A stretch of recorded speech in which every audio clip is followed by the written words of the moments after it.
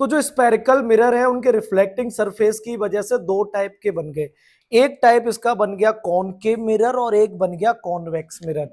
अब बात आती है कि सर आपके पास में जो होलो स्फीयर है, एक ये वाला होलो स्फीयर, एक ये वाला होलो स्फीयर, आपने इतने बड़े स्फीयर में से एक ये पोर्शन कट कर लिया और यहां से आपने ये पोर्शन कट कर लिया। अब फिर आपने बताया कि इस पोर्शन के अंदर बाहर से हमने इसको पेंट कर दिया, ओपेक बना दिया है, अंदर का रिफ्लेक्टिंग सरफेस रखा है। और इधर हम बात करें तो अंदर से हमने इसको पेंट या ओपेक बना दिया और बाहर का हमने रिफ्लेक्टिंग सरफेस रखा है। अब दोनों के दोनों अपने आप में स्पेरिकल मिरर्स है। ये भी स्पेरिकल मिरर है और ये भी स्पेरिकल मिरर है। इनमें से कॉनकेव और कॉन्वेक्स कौन सा होता है? जिस मिरर का reflecting surface centre of curvature के टुवर्ड्स होता है वो मिरर हमारा कॉनकेव कहलाया जाता है। मींस देखिए, ये हमारा रिफ्लेक्टिंग सरफेस और ये क्या है? Centre of curvature. अब सेंटर ऑफ कर्वेचर क्या है इसकी थ्योरी यहां पर है, अभी हम बता देंगे। सेंटर ऑफ कर्वेचर क्या है? पूरा एक होलो स्फीयर, एक होलो ग्लास का स्फीयर। मैं इसकी बात नहीं कर रहा हूं, इस कटे हुए सेक्शन की बात नहीं कर रहा, मैं बात कर रहा हूं इस पूरे होलो स्फीयर का जो सेंटर है, जो इस पूरे होलो स्फीयर का जो सेंटर है, that is known as centre of curvature.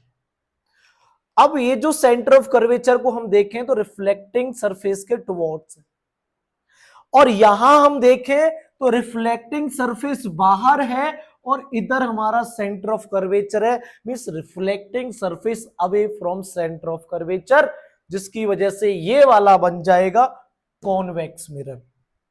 ये वाला हमारा क्या बन जाएगा? कॉन्वेक्स मिरर बन जाएगा। यहां पर ये कॉन्वेक्स मिरर, क्योंकि ये वाला रिफ्लेक्टिंग सरफेस इसके अपोजिट है। यहां हम लोग देखते हैं रिफ्लेक्टिंग सरफेस इसके टुवर्ड्स है, तो ये बनेगा कॉनकेव, लिखा हुआ है वैसे भी। और ये क्या है? अवे। ये रिफ्लेक्टिंग सरफेस कैसा? Away from centre of curvature, तो ये वाला बन जाएगा हमारा कॉन्वेक्स मिरर। इस टाइप से हमारे पास में दो मिरर बनकर तैयार हो गए। अब हमने क्या किया? इन मिरर के पार्ट्स के नाम रखना हमने शुरू करे। देखिए अब इस मिरर के पार्ट के नाम कैसे रखते हैं। ये जो स्पेरिकल मिरर है, चाहे कॉनकेव हो चाहे कॉन्वेक्स हो, इसका जो मिड पॉइंट है ये पोल कहलाता है। क्या कहलाता है? पोल। चाहे वो कॉन्वेक्स हो चाहे वो कॉनकेव हो, इस स्पेरिकल मिरर के मिड की बात कर रहा हूं मैं इस होलो स्फीयर ग्लास के बारे में बात नहीं कर रहा हूं। मेरे स्पेरिकल मिरर अलग है और ये अपने आप में होलो स्फीयर ये अलग है। इस स्पेरिकल मिरर का जो मिड पॉइंट है, जो आधे आधे पार्ट में इसको काटेगा, that mid point behave as a pole of that mirror. अब इसके लिए भी ये पार्ट और ये पार्ट आधा आधा डिवाइड करा, ये पोल किसकी तरह बिहेव करेगा या ये पॉइंट किसकी तरह बिहेव करेगा? Pole of that mirror. हमने पहले ही बात इसके बारे में कर ली है। इस ग्लास का, इस स्फीयर होलो ग्लास का जो सेंटर है that is centre of curvature. यहां पर भी ये जो सेंटर है ये भी क्या कहलाया जाएगा? Centre of curvature. और इनके अंदर नोमेनक्लेचर की हम बात करें तो इसके अंदर क्या मिलता है कि इस होलो स्फीयर का जो रेडियस है, इसका रेडियस नहीं भाई, बहुत ज्यादा कंफ्यूजन रहता है हमारे लिए।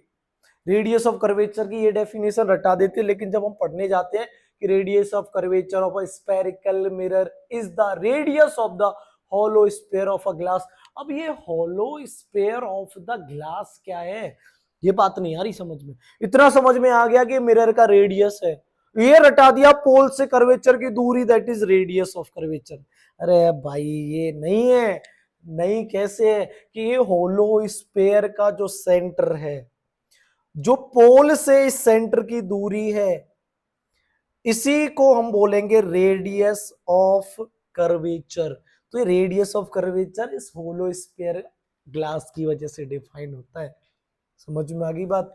इधर मैं बात करूं तो यहां से इस पोल से लेकर और यहां तक की जो भी दूरी है ये दूरी भी क्या कहलाई जाएगी, रेडियस ऑफ कर्वेचर कहलाई जाएगी। अब इसके बाद में मैं और बात करता हूं तो मुझे क्या क्या पॉइंट यहां से देखने को मिलते हैं। एक मैंने ये डैश डैश करती हुई लाइन ऊपर से नीचे की तरफ बनाई है, मैं मान लेता हूं इसको के, ये मान ली मैंने एल, एल और के एक लाइन है।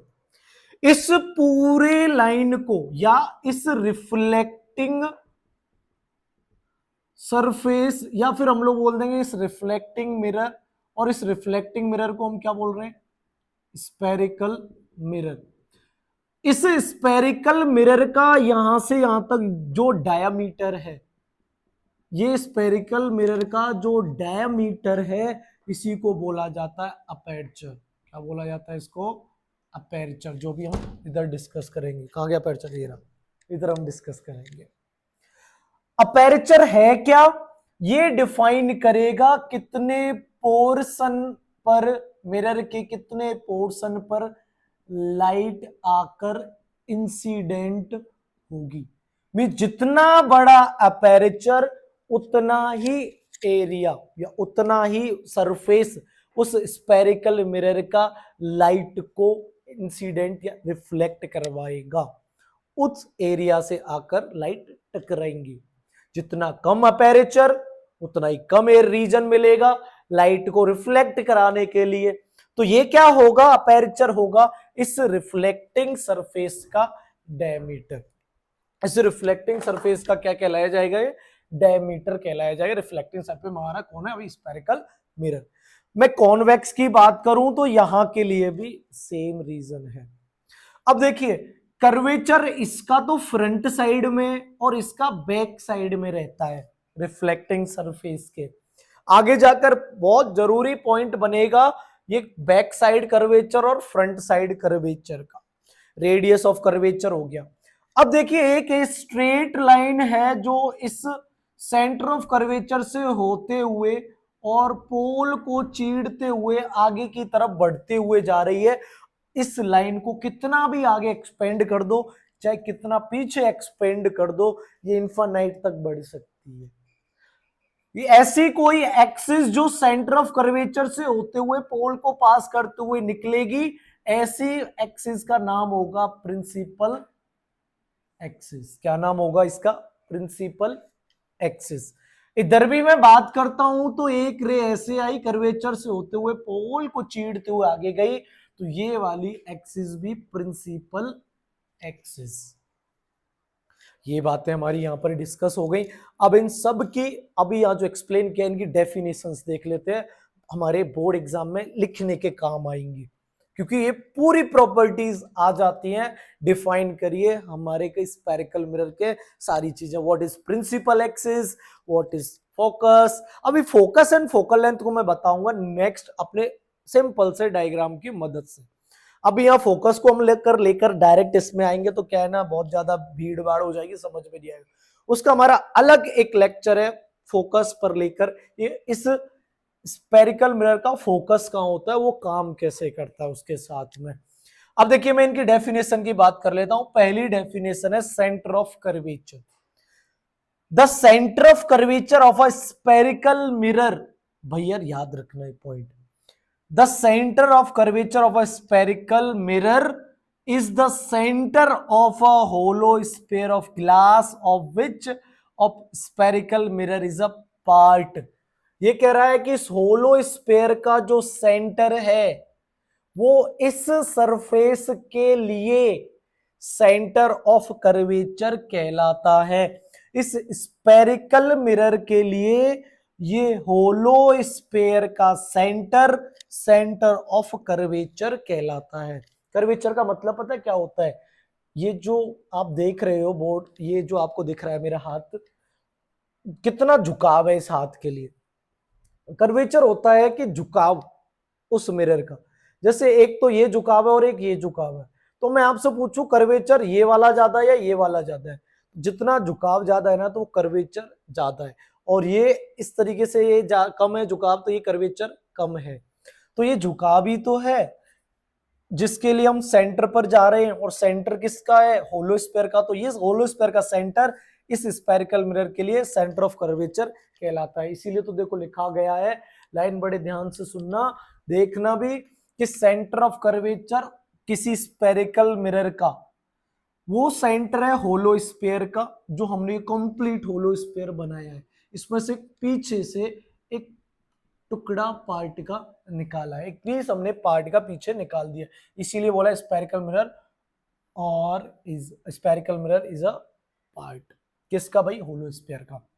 पोल क्या होता है, a pole of a spherical mirror, इस स्फेरिकल मिरर का पोल क्या होगा, is the centre of mirror, इस ही स्फेरिकल मिरर का सेंटर।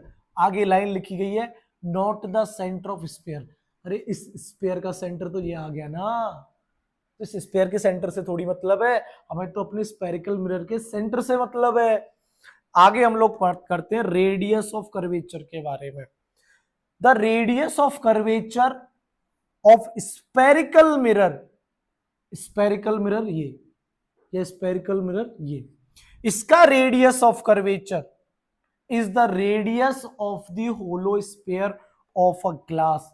इस होलोस्फीयर का जो रेडियस है, रेडियस क्या होगा, यहां से यहां तक की दूरी तो रेडियस होगी, यही रेडियस इस रिफ्लेक्टिंग सरफेस के लिए रेडियस किसका बन गया, इस झुकाव का। ये झुकाव is curvature, radius of curvature of spherical mirror is a part, मतलब ये जो स्फेरिकल मिरर जिसका पार्ट है।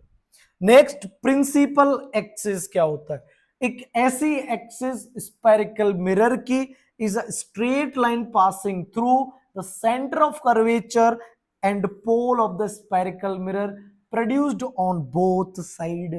भाई साहब, एक ऐसी रे जो हर एक तरफ से निकलती हुई दूसरी तरफ की तरफ जाए और वो सेंटर पोल से होते हुए निकलेगी, उसको हम क्या बोलेंगे, प्रिंसिपल एक्सिस। अब आ जाता है aperture. Aperture of a spherical mirror is diameter of the reflecting surface of the mirror. अब रिफ्लेक्टिंग सरफेस ये रिफ्लेक्टिंग सरफेस ये है, इसका डायमीटर ये है, ये रिफ्लेक्टिंग सरफेस है, इसका डायमीटर ये है, तो ये वाला पोर्शन क्या कहलाया जाएगा, अपेरेचर।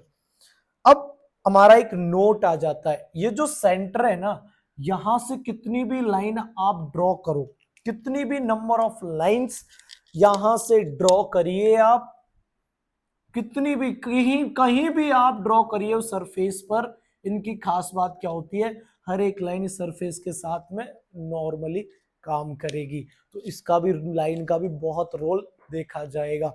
तो यहाँ की हमारी इस वीडियो में हमने इंट्रोडक्शन देखा स्फेरिकल मिरर के बारे में। तो स्फेरिकल मिरर बनता है अपने रिफ्लेक्टिंग सरफेस के कर्व होने से, एक सरफेस अंदर की तरफ कर्व, एक सरफेस बाहर की तरफ कर्व, मींस एक में रिफ्लेक्टिंग सरफेस अंदर, एक में रिफ्लेक्टिंग सरफेस बाहर।